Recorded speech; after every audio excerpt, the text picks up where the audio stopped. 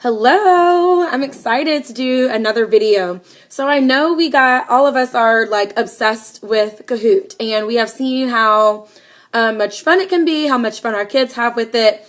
And I want to kind of give you an idea to kind of do Kahoot with a twist. So if you're struggling with having students turn in homework or students do their work in general, this is what I started doing in 6th grade last year to kind of help my kids get excited to want to do homework, which is crazy, but they did. Get excited to finish their work if it's like, oh, finish it during advisory, any of those things. I would have them work on it, finish it, and complete it. And then whatever the question is, let's say it came from their book. I'm just going to try to give you a quick example. Let's see. Maybe it came from, and if you're in a different grade level, your book looks different. But maybe it came from like one of these questions or pages. And I would type up question number 1. Or I would even put like answer to question number 1 in the Kahoot. And I would have the multiple choice questions or true and false. If it's open-ended, I would come up with some answers that I felt like they would maybe make an error on. And that became the Kahoot. So this kind of gives those kids a chance that if they're not always like the fastest to be able to work out the problem and like, oh, that kid's always going to win because he knows this stuff, that gives all those kids that chance to now everyone has the assignment done, and now let's see if you're right. Why is this awesome? Number 1, because you get to see still if your kids mastered what they needed to know or not. You get to see like, okay, they're doing really good on question number 1. I don't need to go over it. Oh, question number 5, they did horrible.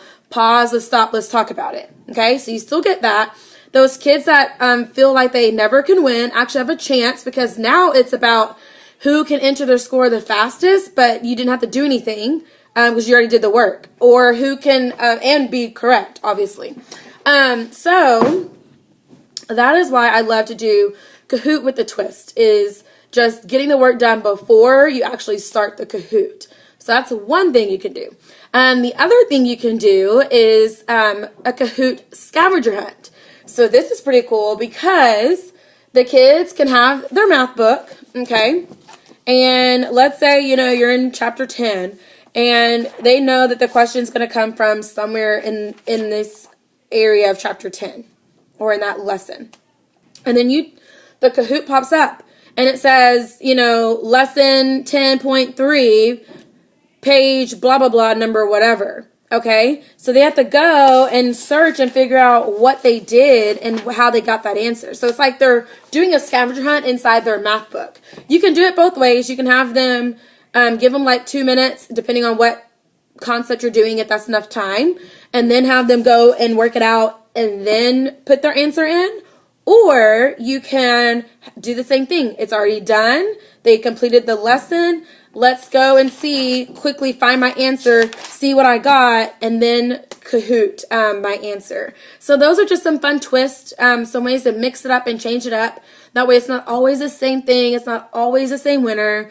I still love Kahoot, but if you haven't tried Quizlet Live yet, oh my gosh, you have to try it. See me if you want me to model a lesson for you or to just work with you on how to get one started. I would love to do that. So I wanted to share that with y'all. Hopefully you can try that in your classroom. Let me know when you're doing it. I would love to come and see it in action. Bye.